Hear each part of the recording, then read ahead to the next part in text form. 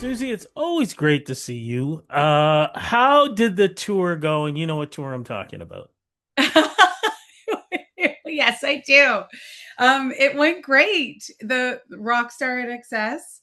Yeah, we had the shows that we talked about before here in Canada, and then one of the executive producers did one in LA, and that was kind of a great way to wrap the whole experience up. We got to see Ty Taylor. Everyone else I had seen here in Canada, so it was yeah, it was a great sort of climax to the whole celebration. How did it feel to go back and to think about that wonderful time? Because I kept thinking about it too. I have the DVD, thank God. But I kept going back and I was thinking about it and watching it on television and seeing how amazing you guys were in representing Canada and Yep. doing so well. And of course, you, Queen, that's all I got to say. That performance was just killer. How does it feel about going back to that? It was great. The biggest highlight in LA was that the house band was playing with us again. So it was all the Oh, same guys as on the show. And that was so special. So, like, to do Bohemian Rhapsody again with them in Los Angeles, Hollywood and Vine, it was amazing. They're do so you good. Oh my do gosh. you think we could do? I honestly think we can. Do you think the show should come back for rocks like the way they did Rockstar Supernova, or if there's a band out there that's looking for a lead singer, do it again? Do you think we should? I do. I Mark Burnett was the executive producer, and I heard since then he's like retired and he sold all his stuff, I think, to Amazon. So, Oh. so someone would need to put the dough behind it. But I think we should do it. You and me, we should do it. Oh, I would kill to It's be such a able to good be part of idea. that. I do know that they did have trouble finding a band the next year though. I don't know why, because it Yeah. like, Queen would have been a great idea. But yeah, they did have trouble for whatever reason, and then that's why they did Supernova. So it was like a combo of musicians. And then of course another Canadian one. I think that's the problem. They don't want to do the show and go, damn, another Canadian one. We You should know? just do it in Canada and save Yeah, everyone. might as well. Yeah. He was there. Lucas Rossi was there too. Love Yeah, Lucas. I haven't talked to him in a while. yeah, it Oh, was so glad he awesome. was there. Great, great guy. Great guy. Um, for doing that and everything else, when did you have time to create new music? I don't know. That is a very good question, a very valid question. I kind of started on this last year, and then things got busy, and I picked away. I recorded it in Nashville, so I would have trips down there, and then all of a sudden. I wanted to do 10 songs. I had 7 finished, and I really wanted it to be an LP and not an EP. So I went back down to Nashville 2 weeks ago and said to the producer, I want to do 3 more songs in 3 days. And he just like looked at me with this like look of terror. But he's also amazing at going fast. So we got it done, if you can believe it. I can't believe it. But again, because even though we talked about this reunion, you are still doing your own shows. You're doing corporate shows because I followed you. You were doing a lot. How did your voice handle all of that and still be able to make an LP? Yeah, that's also a good question I'm not asked about because, I'm older and vocal cords deteriorate like everything else.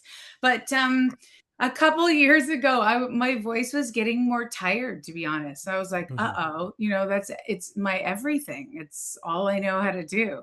But I think it's feeling really strong and really good now. What I think I needed to do is, before performing, actually like warm up and steam and stuff instead of just having like 6 Heinekens and going on stage. So the So the care, there's definitely more care. And so I really brought it back, and it's really strong. And in some ways, if you're singing in the right way, in the right environment, it gets stronger like a muscle. Like, but you can blow it out if like you can't hear yourself. It's a fine art. Yeah, it definitely is. Well, let's get to the finest art there is. Your new album. What is the name of the new album, and how does it represent you in this point in your career? It's called Line 49. So that has to do with the 49th parallel. That's where Mm. Canada starts on the map.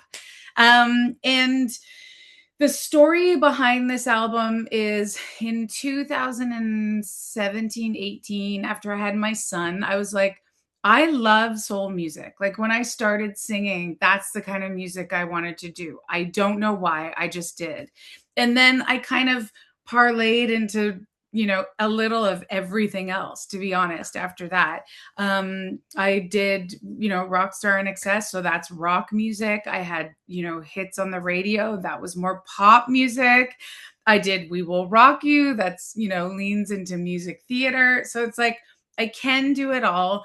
And I've always wanted to do it all. Why not? Like I just love it all. But when I was, after I had my son, and I had, and then I did country with the Loving Mary That's Band. right. I literally did it all. That's But right. after I had my son, I was like, I want to go back into this style that I love, because I also feel like it's a mature style of music, and I can like grow old doing it, and I can enjoy it. I just do. So like all the greats, Etta James, Aretha Franklin, like Marvin Gaye, I love it all. So I rebranded and had this show. It was at the music hall in Oshawa, and it was me sort of saying, "This is the new me." We filmed it; it's on YouTube. I redid some of my original songs into this style. Like we made "Merry Go Round," if anyone knows that Oh hit yeah. of mine. We turned it into kind of like a Let's Stay Together beat. So that's what we had been doing, corporate shows, other shows. And then we had a Canada Day show in Brantford during COVID. They filmed it in the theater and they projected it for people. And I said to my husband, I want to do like a Canadian song, but turn it into a soul style. And he suggested Bob Cajun by the Tragically Hip, and kind of a Valerie, like Amy Winehouse vibe. And it turned out really well. We performed it, and then I liked it so much we recorded it, released it as a single 2 years ago. In the meantime, my dad had always been sort of pestering me to release an album of Canadian songs. He wanted me to call it Canada Rocks. I did, and I would always be like, "Stop, Dad! No, I'm not doing that." And then sadly, he passed away, and I decided, okay, the Bob Cajun thing, I wanted to do this for him, so I decided to do that. And we have 10 Canadian songs. 9 of them are covers, and it was a really cool experience trying to pick the song and then decide what kind of style we were going to turn it into. Wow, that's ambitious. It was, Um, yeah, it was tricky. I was gonna say, what were your thoughts when it finally, was all put together and you had a chance to listen back? What were your thoughts on it? I'm pretty proud of it. Like example, well, I was trying to think of songs. It's funny though, I didn't think of the years, like the decade. So I just kind of jumped in, and again, like example of what I would go through is I was like, "Oh, I do need a modern one." So I picked Blinding Lights, and I was like, I feel like it would work really well over Land of a Thousand Dances groove. So Wow. that's like na na na na na na, na. So right? Or like this one came to me, like Never Surrender, the Corey Hart song. Yes. I tried to make it like the same vibe as that Solomon Burke song, Cry to Me When You're Weary, Oh. Feeling All Alone. And then what I would do is put that song on and then sing the song over it to see if the vibe could work, basically. We did Building a Mystery. I wanted to kind of do that in like a Let's Stay Together. It didn't work. So that was interesting. Like we just couldn't get it. So we turned it into reggae, and it totally worked. Oh. So you win some, you lose some, but we won in the Nah. I'll tell you one thing. You have a good song when you can turn it into reggae. Right? That's bottom line. I've Yeah. said that for years. Are you going to tour this? Yes, yep. We're doing this album release show is at the Westdale on June 26th, and I'm catering that one to theaters. And then I think we have a show in September in like Kitchener where I'm gonna put it into theaters because I've put other shows lately into theaters, and I have this sort of not system, but that I show that I like to do where we chit chat a little bit and we'll talk about like where the songs came from and kind of like a behind the music vibe. So I'm going to do that. Then we're playing Canada Day this year. We I have was going to to. ask.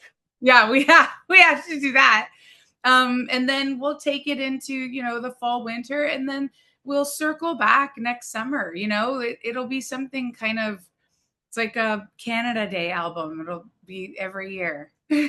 Love it. Before we go, a couple of other very quick questions. One, any chance you're going to start writing your memoirs, a Oh, book, something? wow. Maybe. I don't know if it's forbidden. I know too much. I've had to sign too many NDAs. I think it's about time because you've had an incredible career and a lot of things people don't know about you. I know a few things that I've Yep. never talked about, but there's a lot that you have gone through. I think it'd be interesting for fans to know. Yeah, no, you're right. I have a lot of like career inspirational stories, I feel. Like a lot of, that could help up and coming artists for sure. A lot of advice there. And if you could pull this off, because I know maybe you can bend some ears or whatever, going back to Rockstar, do you think it should be a stage musical? Because I think it would kill. Ooh, maybe. Yeah, that could. Yeah. Bend You some and me. ears. You and me. We got to make it. Oh, Did you I did hope you so. did you write a book, a memoir? Unlike you, it's almost like you You sit know there, too you're much. going, man, do I want to say this about this and that and I what know. that was like? You've seen And too much, for and sure. you know what the saddest, I would say sad, but you know what's really funny too is what I was going to say this to you after we were done, but I was going through some stuff and I've got, of course, boxes of mini discs. I have several of them with your name on it. Okay. Oh, So we have a lot of interviews from back in the day on mini disc. we But gotta I check was, it out. one of these days I'm going to, release those interviews and put them Yeah. on. But the other thing I remember too was I've got a lot of those interviews of things that I've never released, and there are reasons why. Yeah. Yeah, I'm sure you do. Yeah.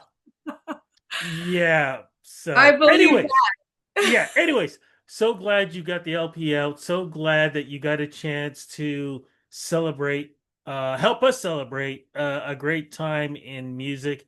And you always got my love and respect. So that. congrats and thank you so much for the interview.